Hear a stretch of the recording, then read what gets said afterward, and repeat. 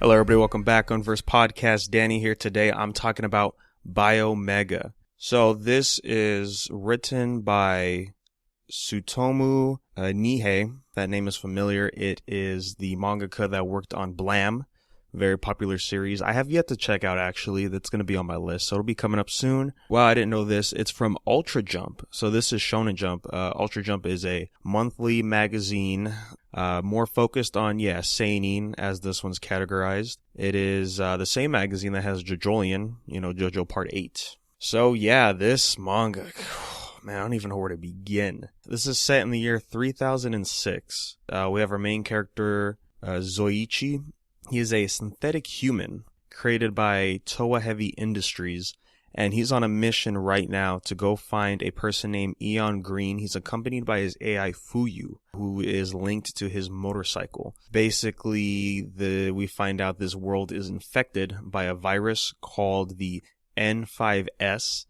This was accidentally created when humanity tried to create immortality on Mars. That's just the main premise. That's how we start this manga. It's only 42 chapters, right? 6 volumes.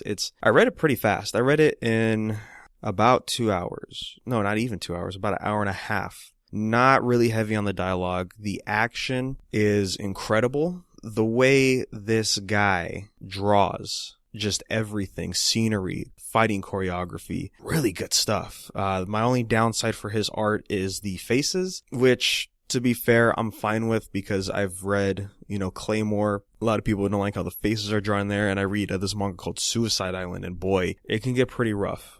I'm not going to hate it on there because everything else is fantastic. Even the volume covers, the way it's colored where is really kind of washed out. So your primary colors are just like white and black, but then there's these tints to it, right? Like the first volume cover, we see our boy Zoichi with Eon Green on his motorcycle, and it's black and white, but there's just these tints, and it's just so incredible. And not even just that too, like I was hooked on the first chapter just looking at this art. It's so gritty and rough. Like, it's incredible. It reminds me a lot of Dorohedoro and Fire Punch. That's one of the main things that caught me in there. And just like those two series, the plot in this is just it's just so random, out of the ordinary. How do I explain this? I don't want to spoil it because there's just so much going on here that you have to experience for yourself. And like I said, only 42 chapters, so much happens. If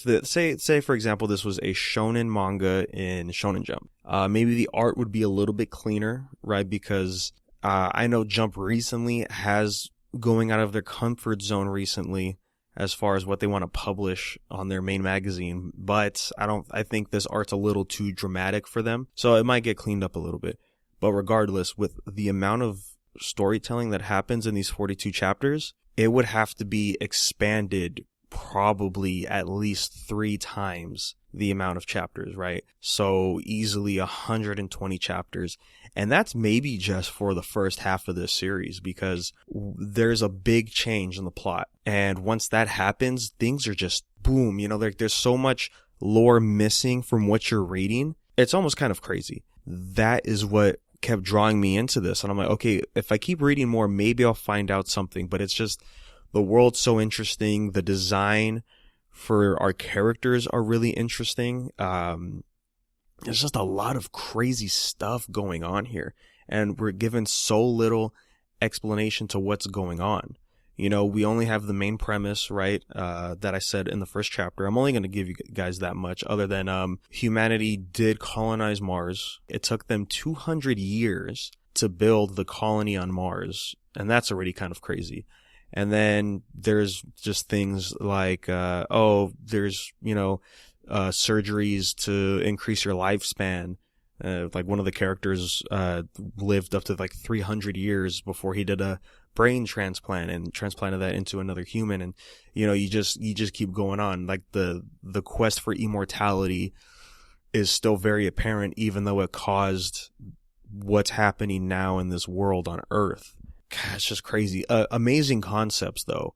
I really like it. Like Zoichi, the synthetic human. First of all, his like motorcycle gear, like his armor gear, it was so fucking cool. there's just so much going on. We're introduced to a character, a Russian character, a bear, which I thought, I'm like, okay, when we are introduced to him, Kozlov, but yeah, so like we see a bear and he's talking, he's got a gun. It's like, okay, so we got like some kind of like Resident Evil zombies. We got like this Terminator, and we got a talking bear, and we're trying to find a character named Eon Green. Okay. And this guy is from a facility called Towa Heavy Industries, and they actually have an opposing faction, the Data Recovery Foundation, the DRF. When I say opposing, we do get explanation of why these two companies clash at each other. Aside from all that, wow, like I'm stunned. Yeah, what really kept me going was the art. So yeah, this really reminds me of this other manga called Ningyo no Kunin, which the other name was Aposms, APOSIMZ. That was the manga review number 70 that I read. Same kind of premise. You know, we're thrusted into this random world. The art is very distinct from a typical manga, and we're left with this sort of inhuman but still kind of human character. The determination of our main character Zoichi here is so strong, you know, and he doesn't feel robotic. He actually just feels like your normal, like, human. So that's pretty interesting. And boy, when I mentioned earlier about like this turn that happens in the story, it's crazy. It's on Fire Punch levels of what is going on. That manga is so good, but still it's like, what is going on? This is the same level, man. This category of manga, specifically like these three mangas I just mentioned, it's just like they're on a class of their own when it comes to absurdity and storytelling. Like I'm pretty shocked that it was only 42 chapters. You know, I on one hand, I could see why he only kept this at 42 chapters, not giving us a lot of exposition and experience. Whereas if you read other mangas where it would give you the lore normally, right? Like I said earlier, if this was a normal shonen manga, it would be longer, more exposition, more character depth, more development, you know, between these characters, like with the relationship and all that. It probably wouldn't be as impactful as this is. Thinking like, what just happened? What am I thinking? Like, what's going on? You know, and we're introduced to other characters Zoichi would have to confront at some point, and then we see what happens to them, and I'm like, whoa, okay, like we didn't even get an explanation of who they are. It's so crazy, but it's so good at the same time. If you're just confused by the story, just read it for the art. It's so fantastic. Yeah, I'd recommend it. Check it out. It keeps the mind thinking when you're reading. You know, you're very active as you're going through this. And it ends very abruptly too, because again, if this was a normal manga and we got the ending that we got here, there would be an epilogue, roughly probably two chapters, depends how many pages we go for in each chapter and how much we're trying to really show post manga world, like post whatever we just accomplished.